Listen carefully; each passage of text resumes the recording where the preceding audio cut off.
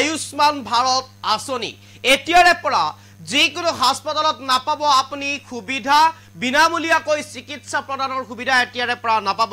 ইতিমধ্যে কেইবাশ হাস্পতালে এই বিনামূলীয়া চিকিৎসা সেৱা প্ৰদান কৰাৰ পৰা বিৰত আছে কিয়নো সৰকাৰীভাৱে যি পৰিশোধ কৰিব লাগে বিল সেই বিল এতিয়া পৰ্যন্ত পৰিশোধ কৰা নাই প্ৰায় 400 কোটি টকাতকৈ অধিক টকা ইতিমধ্যে কেইবাখনো হাস্পতালক পৰিশোধ নকৰাৰ বাবে হাস্পতালে গ্ৰহণ কৰিছে এই সিদ্ধান্ত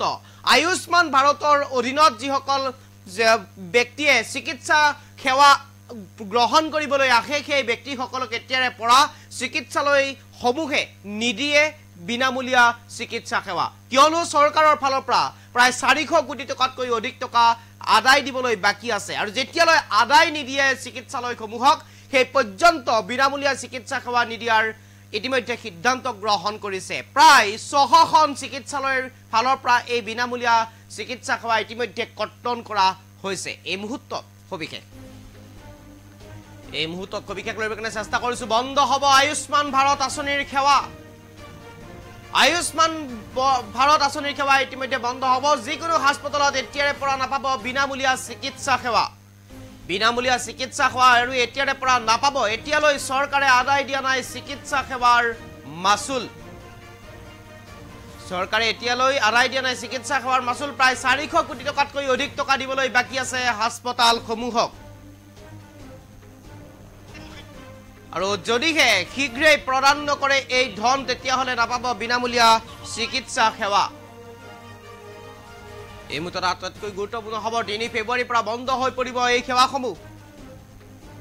ইতিমধ্যে বন্ধ কৰাৰ সিদ্ধান্ত গ্ৰহণ কৰিছে আয়ুষ্মান ভাৰত আঁচনি ইতিমধ্যে হাৰিয়ানাত বন্ধ হৈছে এই সেৱা প্ৰায় 600খন হাস্পতালত বন্ধ কৰি দিয়া হৈছে এই সেৱা 1300খন চিকিৎসালয়ৰ ভিতৰত 600খন চিকিৎসালয়ত ইতিমধ্যে বন্ধ হ'ল এই সেৱা 1300খন চিকিৎসালয়ত উপলব্ধ আছিল এই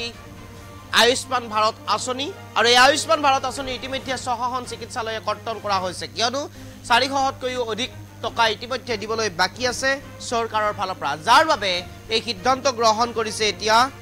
চিকিৎসালয়সমূহে আৰু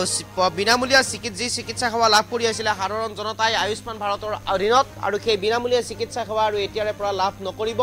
কৰ্তন কৰি দিয়া হৈছে এই সেৱা আৰু যেহেতুকে ইতিমধ্যে এই খবৰ জনাবৰ কাৰণে চেষ্টা কৰিছো এই আয়ুষ্মান ভাৰত আঁচনিৰ অধীনত 5 লাখ টকালৈ সুবিধা লাভ কৰিছিলে গ্ৰাহকসকলে বা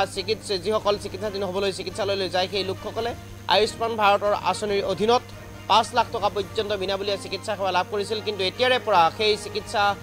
অৰ্থাৎ বিনামূলীয়া চিকিৎসা সেৱা আৰু লাভ নকৰে 600খন হাস্পতালত আৰু এই সিদ্ধান্ত ইতিমধ্যে হাৰিয়ানাৰ 600খন হাস্পতালে গ্ৰহণ কৰিছে 1300খন হাস্পতালত উপলব্ধ আছিল আয়ুষ্মান ভাৰত আঁচনিৰ এই সুবিধা কিন্তু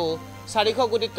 টকাতকৈ অধিক টকা দিবলৈ বাকি আছিল চৰকাৰৰ ফালৰ পৰা যাৰ বাবে এই সিদ্ধান্ত গ্ৰহণ কৰিছে এতিয়া চিকিৎসালয়সমূহে আৰু যেহেতুকে আমি ইতিমধ্যে উল্লেখ কৰিছো আয়ুষ্মান ভাৰতৰ অধীনত যিসকল ব্যক্তি পৰে সেই ব্যক্তিসকলে প্ৰায় 5 লাখ পৰ্যন্ত চিকিৎসা সেৱা বিনামূলীয়াকৈ লাভ কৰিছিল কিন্তু এতিয়াৰ পৰা 600খন হাস্পতালত হাৰিয়ানাৰ 600খন হাস্পতালত সেই সুবিধা লাভ নকৰিব কিয়নো চৰকাৰৰ ফালৰ পৰা যি বিল পৰিশোধ কৰিবলগীয়া লাগে হাস্পতালসমূহক সেই বিল এতিয়াৰ পৰা আজি পৰ্যন্ত দিয়া হোৱা নাই যাৰ বাবে কৰ্তন কৰি দিয়া হৈছে এতিয়াৰে পৰা এই বিনামূলীয়া চিকিৎসা সেৱা আঁচনি আৰু এই মুহূৰ্তত এই বিশেষ খবৰ লৈ কাৰণে চেষ্টা কৰিছো আপোনালোকৰ বাবে